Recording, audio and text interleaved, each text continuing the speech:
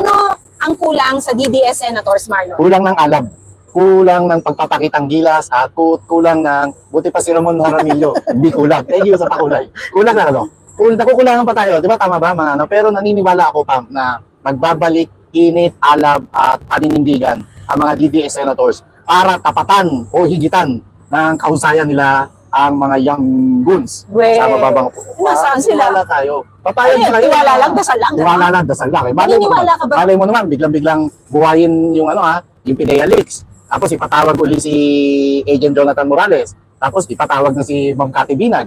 Malay mo, niniwala tayo dyan. Sana mga DDS Senators. Tapos malay mo, kung inupuan nilang investigasyon sa agri-smuggling, baka naman dito sa Senado, umpisahan na nila Senator Bongo, Senator Bato de la Rosa, Senator Robin Padilla, at Senator Alan Peter Cayetano na sila mismo ang magsagawa ng pagdinig naman kaugnay sa malawakang agri-smuggling kung saan ay 10 pangalan ang tinukoy ni Congressman Sonsing sa Kongreso at isa doon ay si Michael Ma. Sana ipatawag, sana lang. Bigyan pa rin natin ng chance sa mga DDS Senators na patunayan nyo na kayang-kaya nyo tapatan mga DDS Senators ang mga young guns sa Kongreso. Sa tingin mo ba ang DDS Senators are still for Duterte? Yun yung Sige na lang, with na lang. Yun yung malungkot. Kasi naniniwala ako, kaya sila in-endorse nung nakaraang eleksyon ng Pangulong Rodrigo Duterte dahil ultimo si PRRD ay naniniwala sa kanilang galing, kakayahan at pagmamahal sa bayan. Pero ngayon kung mananahimik sila at sasawalang kibo sila sa kabulastugan na nangyayari ngayon sa pamahalaan, ay hindi natin alam kung ano pa ang dapat itawag sa kanila.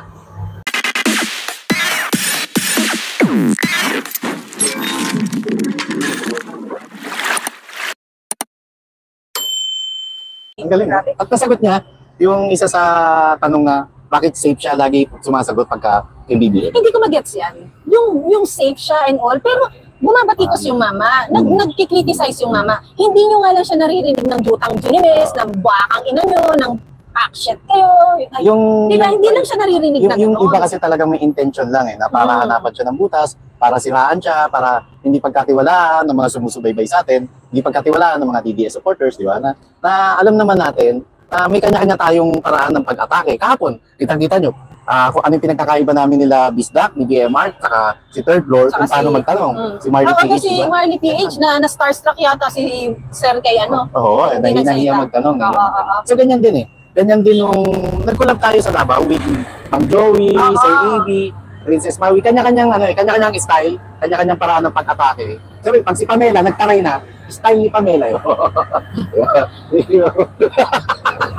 Makakilay lang yan. Makakilay. Ako pag-short. I wanted to say kasi Marlon na kapag natural, ang isang huntahan or talakayan or usapan na wala kayong objective na meron kasi kayong ulo sa taas na pagre-reportan or meron kayong manager sa taas na nagbabayad sa inyo, hindi natural ang usapan. Yung flow kasi nung nangyari sa Davao with our, ano yung fruit? Durian. With the Durian Brothers na tinatawag. Napaka-spontaneous nun. Natural na natural yung pangyayari yun. Yung nangyari kahapon, walang script. Yes, merong formality na this is Attorney Vic, this is ganyan, this is ganito, na nagkape muna bago kami nag-start. Yun lang. Pero nung sumalang, anong pag-uusapan, wala. Pakiramdaman, saluhan. Pagka alam na sino na yung pwedeng tatanong gano'n. Saka, hindi pwedeng nakakailan pa na, di ba, yung mga hinahanga nating vloggers, didiktahan mo. Mahirap Mahirap yung respeto, nandun nangingibabaw yung respeto, basta tayo, trabaho. Tapos, gano'n din naman si Atty. Vic, at sinasagot naman niya ng tama yung, nang naayon sa kanyang pagkatao, yung mga tanong natin. Anong pinaka-highlight ko dun sa vlog na yun, Marlon? Alin? Nung bigla na lang nagtanong si Sir Bisdak na, eto na ang pinakahuling tanong, itatanong na ba natin? Tapos sumingit si Sir BMR. Tapos sabi ko, Marlon, huwag kang magpapatalo. Alam ko na yung sasagot ni Atty. Nagulat ako, sabi niya, ang maywagang tanong. Oo nga, di ba? Ang cute nun, ang galing nun. Sobrang natural nung Thank you sa inyo mga uton. Sirs, maraming salamat. Thank you. And see you. See you soon. Ulit. Soon. Humihingi nga ng episode 2 pa So, pero yung ano muna, ano tawag mo? Disney Princess muna. Yung mga Disney Princesses yan. Calling Ma'am Joey. Nakabalik na ba si Ma'am Joey? Alam ko nag-post siya kahapon. Nag-migrate na sa Davao. Alam ko, nakita ko yung post niya na nakabalik na. Welcome to sa Manila. Nag-message niya si Princess Maui na nanonood daw siya. Sabi ko, next na mga Disney princess, di ba? Saka yung iba pang vloggers, sana makakulab din natin. Ang sarap, Pam. Ang saya, kasi ngayon ko lang, hindi naman tayo vloggers. 6 na buong pa lang tayo. Pero nakakaibigan natin sila. Ang sarap sa pakiramdam. Meron akong concept na nabubuo na wag na lang muna natin i-share dito. Okay. So pagka malay mo magkaharap-harap ulit, we come to a conclusion or a plan, di ba? Speaking of conclusion, kayo rin ho magbigay ng conclusion sa title namin ngayon. Yes. Ang title ay Young Goons versus DDS Senators. Bakit ganun yung title natin, pa? Kasi gusto nating ipakita yung efforts, yung malaking efforts and malaking orchestrated efforts, Marlon, na ginagawa ng Young Goons sa lower house na alam mo yung talagang unity nila para Yung collective effort nila, diba? Just to pin down the Dutertes. Somehow, makakakitaan naman natin ng hina sa dapat na merong collective effort din ang mga DDS senators pagdating sa pagtanggol naman sa mga Duterte. Or wag na lang pagtanggol sa mga Duterte, pa. Oo. Paglabas na lang ng tunay na katotohanan at pangyayari ngayon kaugnay sa administrasyong Marcos. Opinion about sa mga totoong pangyayari, injustice, injusticia, yung mga ganyan, issues, corruption, di ba? Correct. Accountability, peace, security, Correct. Kasi ang daming time ng mga Young Goons para balik-balikan yung 125 million million lang to, hindi billion, ha. Funds, intelligence funds ni BP Sara noong DepEd Secretary siya na 2023 pa to. Samantalang wala silang time o wala silang oras at ayaw nilang bigyan ng atensyon, sinasadyang hindi pagtuon ng pansin yung unang-una yung issue ng anti-smuggling. Yes. Diba? Yung pangalawa, yung 5,500 flood control project. Saan na yun, Saan na yun, diba? Uulan na naman, ha? Kagabi, yung lakas ng ulan, Marlon. Totoo. Tapos yung extraction, yung PDEA leaks, at higit sa lahat, itong marahas na panghihimasok sa KOJC compound ng pamunuan ng pulisya sa pangunguna ni General Diwata Torre. Grabe yun, Marlon, no? Hindi kasi, sabi nga ni Atty. Vic kagabi, no? Nung nagpahayag siya ng kanyang solidarity support sa ating KOJC family dyan sa Liwasang Bonifacio, na nanawagan siyang tanggalin ang bias, na ang panawagang ito ay panawagan ng KOJC. Hindi, mas gusto niyang ipalawakin yung panawagan na ang mga KOJC members are also Filipinos. Tama. Yung injustice na nangyayari sa kanila, imposibleng hindi mangyayari sa amin, sa akin, sa'yo, sa kanila, sa ating lahat. Tama. Di ba? Tama. At hindi ito issue ng dahil mga KOJC members sila, dahil mga supporters sila ni Pastor Apollo Kibuloy, kundi issue ito ng pagiging Pilipino nila, ng pagiging tao, pagiging babae, pagiging ina. Yes, diba? yan. At pagiging minor de edad, di ba? Lahat tayo at yung mga pulis na yun, may mga sarili ring ina, may mga kapatid na babae, at may mga anak na minor de edad din. Na dapat hindi nilalapastangan ng mga alagad ng batas, sa halip ay sila binibigyan ng proteksyon at pinagsisilbihan ng tama. Napilit ang mga issues na to, ang malalaking issues na to, mabibigat na issues na to, Marlon, ay pilit pinagtatakpan ng lower house ng ibang mga issue na ang focus naman nila ay kasiraan ng isang VP Sara. Correct. VP Sara at Tatay Digong. Oh, Marlon, but then yesterday, they launched GMA Network in collaboration with some of the country's most reputable and prominent media organizations, academic institutions, and the COMELEC on elections, convened in a landmark event to form the largest partnership in the fight against disinformation. And they call this as magkaisa tayong labanan ang fake news, or ano, labanan ang fake. Wow. That's what they say. Marlon, alam mo ba, isa lang ang masasabi ko dyan. Mahirap kalaban ang sarili. Mismo. Sila mismo ang fake news, Marlon. Mismo. And this time, I'm scared for the academic institutions, Marlon, na magpapagamit sa gobyernong ito ng pagmamanipula nila sa mga impormasyon at tinatawag nilang laging peke kung kontra sa kanila. GMA7 yan. GMA7 yan. Isang kilalang mainstream media. Napakalinaw, pinaka-latest na halimbawa ng fake news.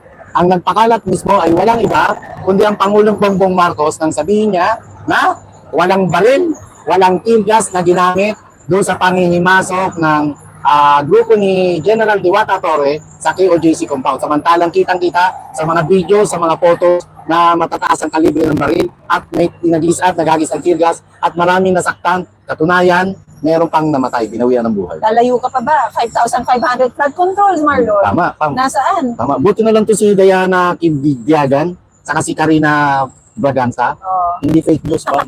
Nagpapakulay. Thank you. It's a beautiful life and a colorful one. Thank you so much. Thank you. Masyadong ano, no? Hindi natin alam ano na ba ang fake news sa kanila at alin ang totoo. Totoo, Marlon. Nakakatakot yan. Ang fake news sa kanila, pagkasiraan na ng Pagkritiko na. ng pagkritiko na. Pagkritiko. Samantalang pag pinagtatakpan ng kasinungalingan ng administrasyon, Yun ang true news yun ang sa kanila. totoong balita sa Oo. kanila. Diba? Okay lang kayo, GMA7. Yun na lang, Marlon, na another example, although I don't think she's GMA7, Gretchen Ho. Oo, 5 yata isa siya, pa to, One no? News. Oh. Sabi niya, mukhang tukoy na ng mga pulis dito kung nasaan ang kinalalagyan ng isang Pastor Apollo Kibuloy. O, asan na, Gretchen? Alam mo, Marlon, i-explain mo nga sa atin tong heartbeat na yan, Marlon. Kapag natukoy mo na may heartbeat, Hindi ko alam hindi eh. ibig sabihin nun. Yung heartbeat niyon, 5 days ago na nila sinasabi yun. Hindi, Marlon. At saka, anong ba yung ganyan? Ang ganyan, ang doktor nga, kinakailangan na yung proximity mo malapit doon sa yung aparato niya. stethoscope ba yun? Oo, malapit sa aparato niya Oo. para marinig yung heartbeat mo. Yung bang heartbeat na yung sinabi mo, natukoy nyo na yung heartbeat, nasa labas pa lang kayo, nasasabi nyo nang Hindi. nandiyan na yung heartbeat? Natukoy nyo na pala. O, nasa na? Nasa na yung natukoy nyo? So, fake news kayo. Baka heartbeat ng mga taong nasa labas na nagagalit sa inyo. narinig Sabi ni ninyo. Senator Bato, heartbeat ng palaka. Sabi naman ni Attorney Vic, baka naman heartbeat Heartbeat ng ng daga. daga. Kasi naiimposiblihan ako, Marlon, na ang stethoscope mo nakalagay lang dyan, tapos yung radius mo.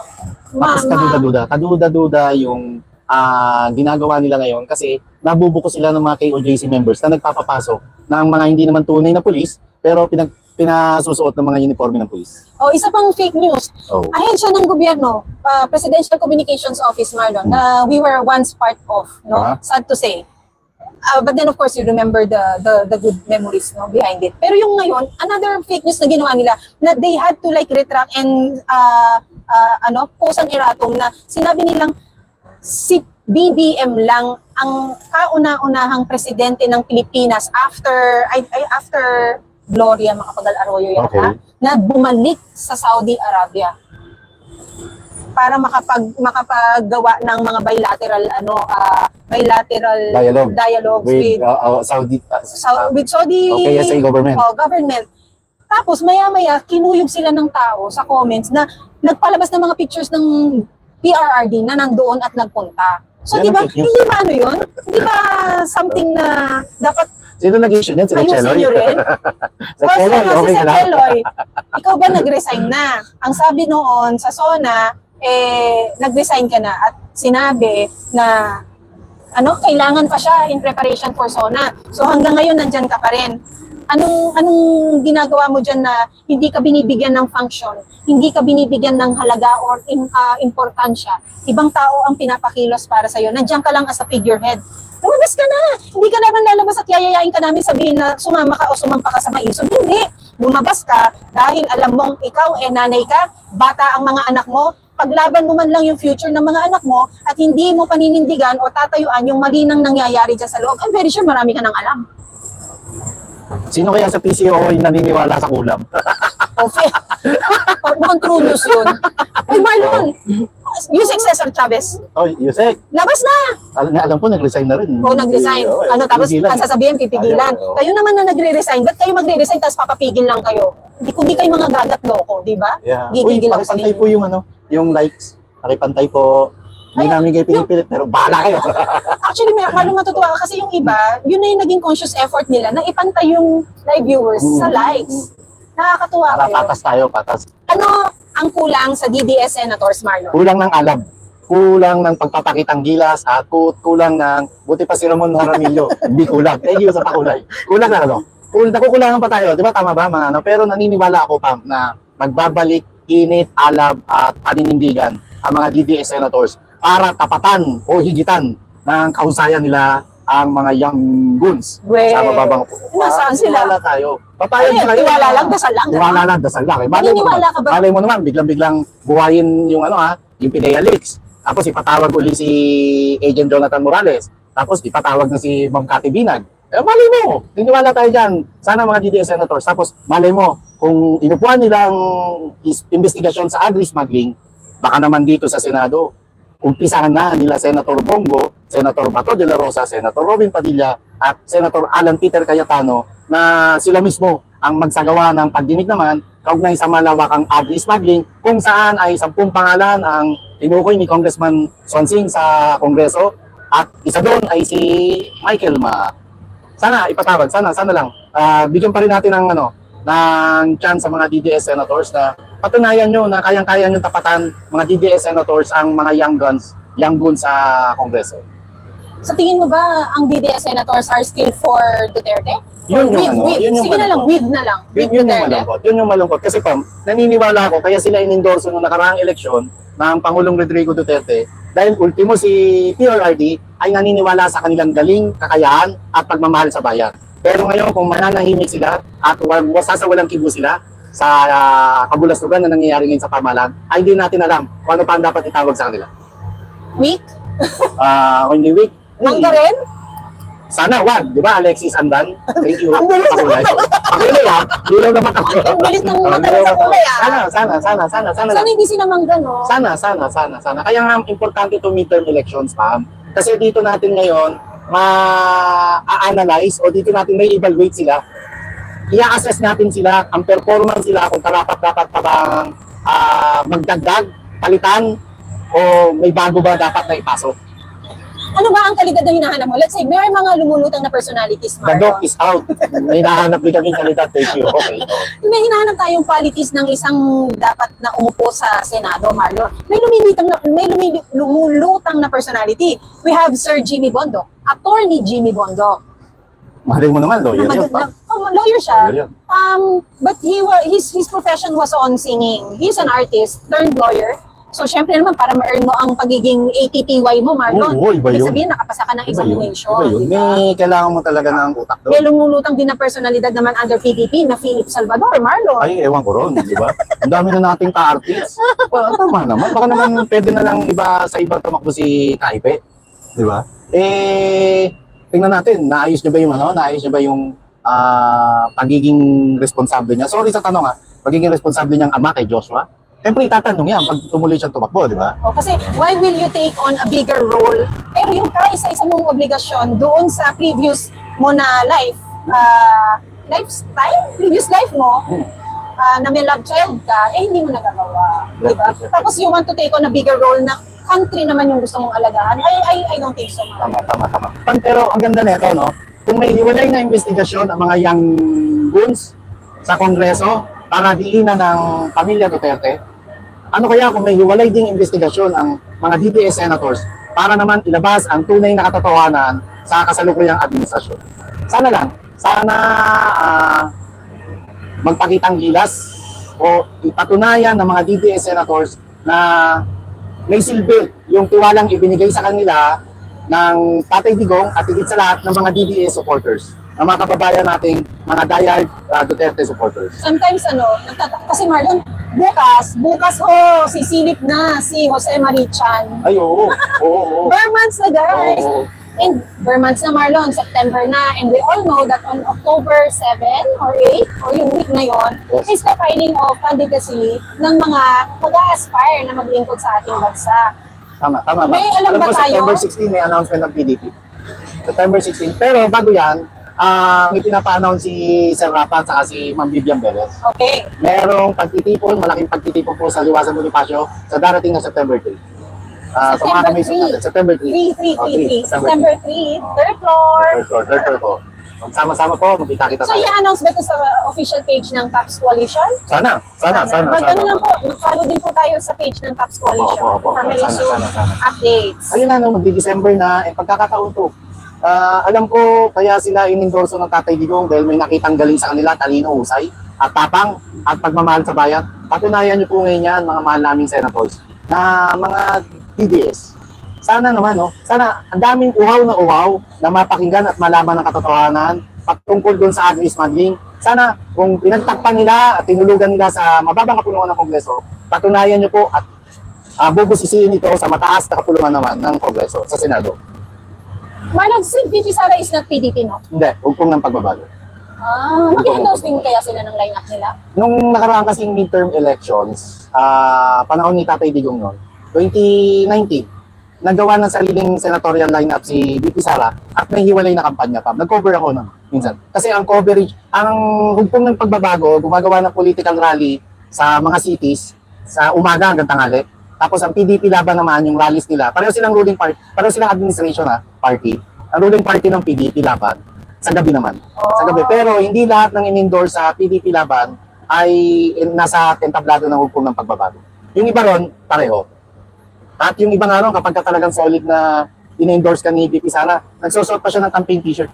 Sinuot niya yung campaign t-shirt ni General Bato. Kung sino yung in-endorse niya? Pagka ganun, pag napakisapan, at alam ko, si General Bato, si Senator Bato, sinuot niya yun, nakita ko yung sa ano. At doon ko nakita nga na ang isang Andrew E.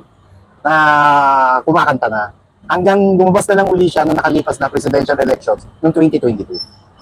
Alam mo, mainit na pag-uusapan kung sino ang ilalabas na line-up ng PDP, Marlon, or if ever, kung sino rin ang susuportahan ng hugtong ng pagbabago na siya namang party ni VP Sara sa Davao. Local lang to, di ba? Local party siya. Regional party. Regional party, di ba? Regional party. Oo. Dahil una nang naglabas at una nang nasusunog at una nang binabatikos ang mga line-up na nilabas naman ng Bagoong Pilipinas. Kung saan, kabilang doon si Senator Amy Marcos. Yes. Diba? And look at how the tone of the messages of Amy Marcos has changed.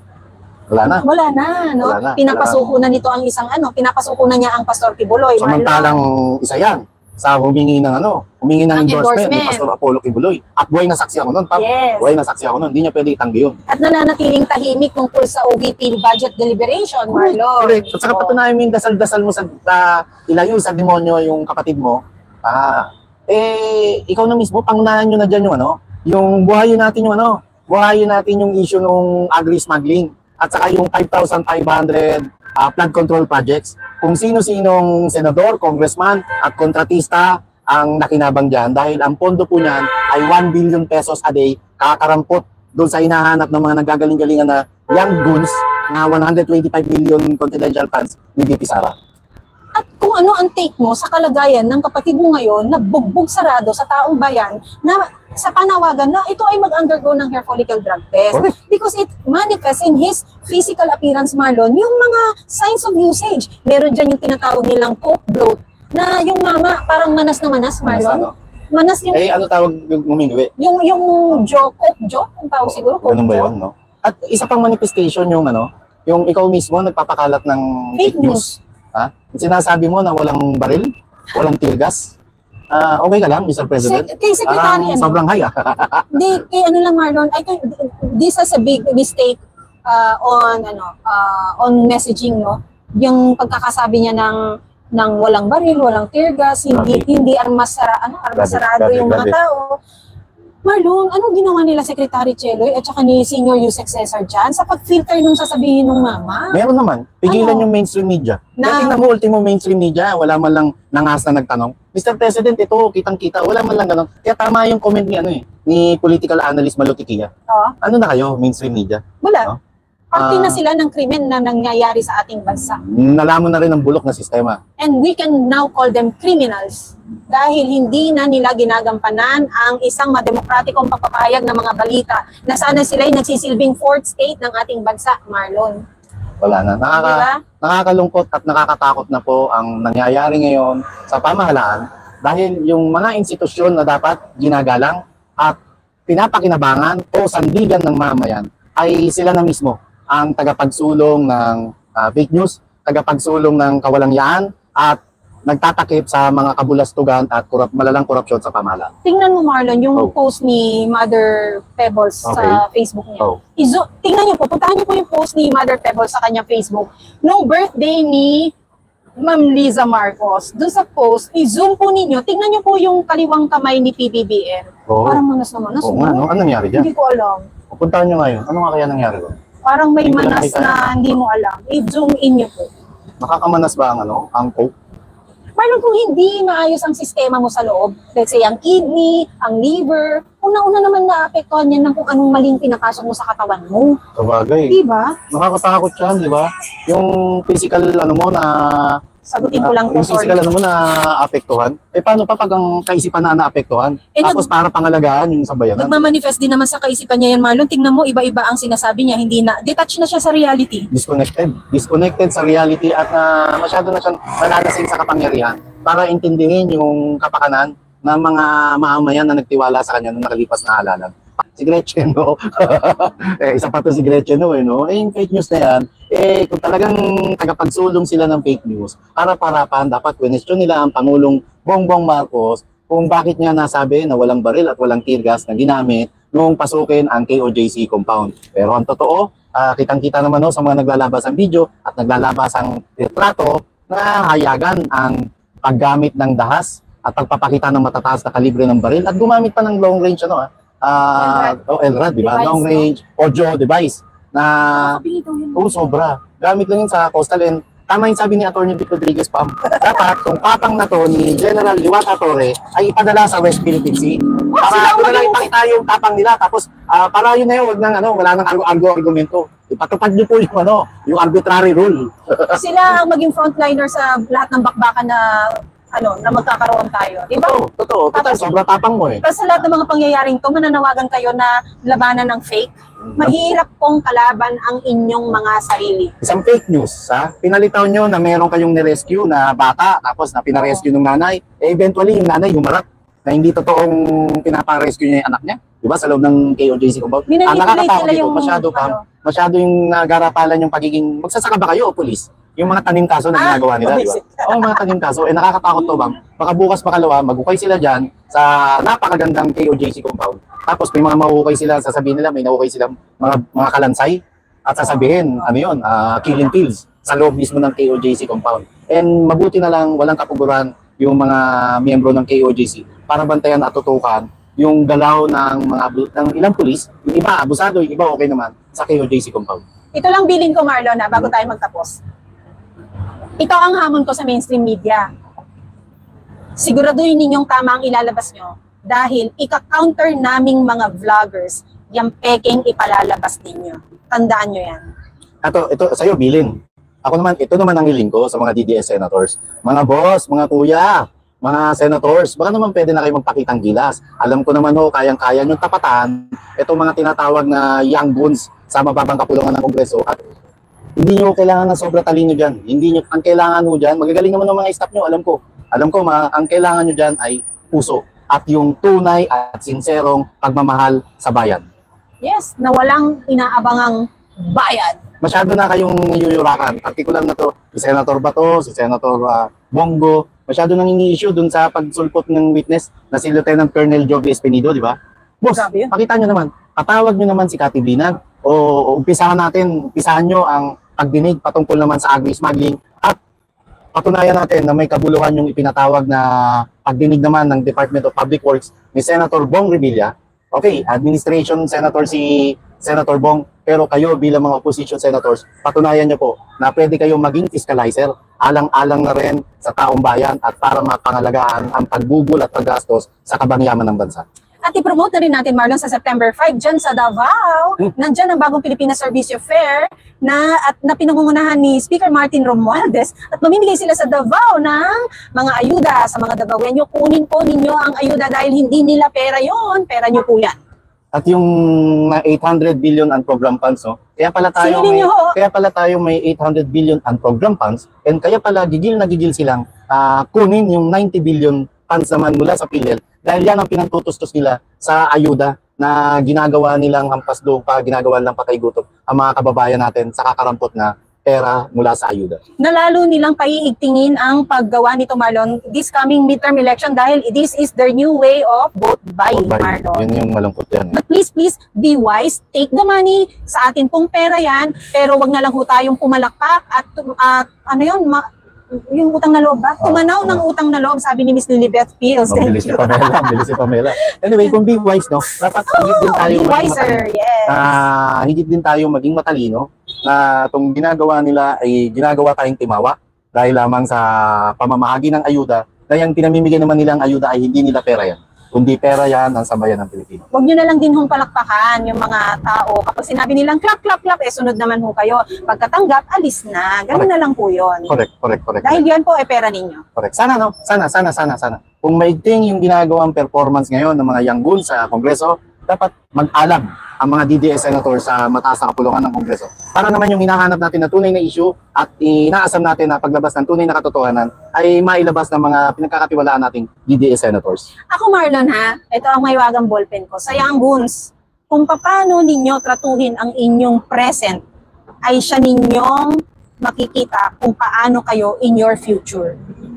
Basura. Sa young goons, okay lang kayo? Sarap, no? Okay lang yan. May balik naman lahat yan. May balik lahat yan. Yung ginagawa nyo, sobrang kabulastugan. At malalaman nila yung balik na yan kapag nawala na sila sa pwesto nila at wala na yung supporters nila at hindi na sila kumakamal ng yaman or kaban ng bansa dahil lahat ng tao tumalikod na sa kanila. At maatim lang yan para mawala sila sa pwesto nila ngayon. Kung tayong mamayang Pilipino ay maging matalino at maging masipag sa paghayag ng katotohanan, at least wag tayong mapagod, wag tayong manawa na i-share po natin ang lahat ng nalalaman natin katotohanan.